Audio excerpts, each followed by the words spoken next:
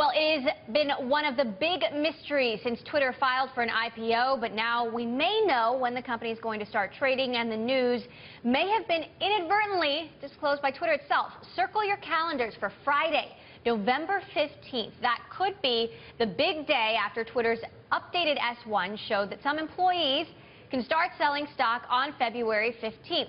Since the typical lockup period before insiders can sell shares is 90 days, that means the Twitter IPO could happen on November 15th. Regardless, we now have just 15 days until Twitter can begin its investor roadshow under SEC rules. For more, I want to bring in Bloomberg News editor Ari Levy. And we found it. It's right there. We highlighted it. I mean, they did put this in the S1 that employees can start selling shares on November, the date is February 15th.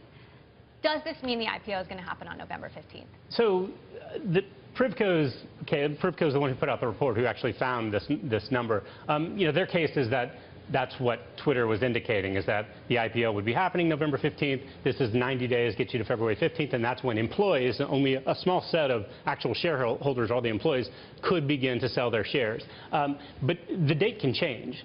There's no reason why between the lawyers, the bankers, the company, the investors, they can't say, the market doesn't look great, we're going to push that date back, or we're going to pull it forward.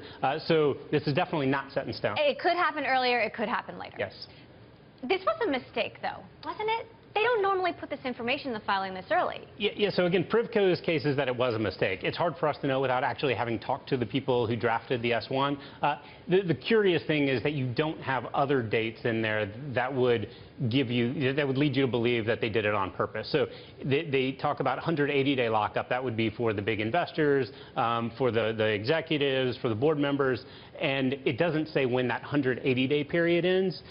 So that would lead you to believe that perhaps that was left in there by mistake. What we do know is that they can start their roadshow 21 days after the filing goes public, and we're now, several days into that. So that would put us at the last week of October that we're looking at a potential roadshow to start, right?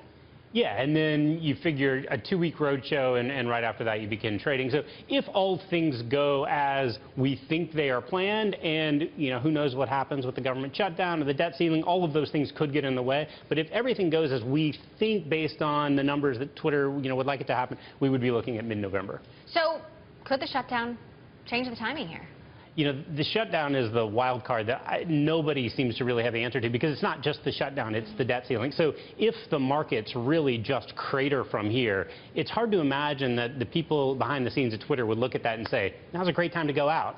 You don't want to go out in a situation where no one's buying stock. Right. And is there a danger, Thanksgiving's at the end of November, is there a danger this gets pushed to next year because you get too close to the holidays and you don't want to go out at that time? Yeah, it would certainly be a less severe scenario for them to push the IPO out to next year than it would for them to go out in a situation where there's just not very much optimism around the offering. They can put out they can push the deal and still operate perfectly fine as a company. It's a lot harder to do that when your stock is getting punished. Is there any sense that Twitter CEO Dick Costolo's exchange over Vivek Wadhwa and criticism over not having a woman on the board, could that cause a snag in things? I would say unlikely. There are plenty of issues that companies face when they go public about the structure of boards, the structures of their executive staff. Those things tend to not get in the way of the offering themselves. They have plenty of time to smooth that out in the months and the years afterwards.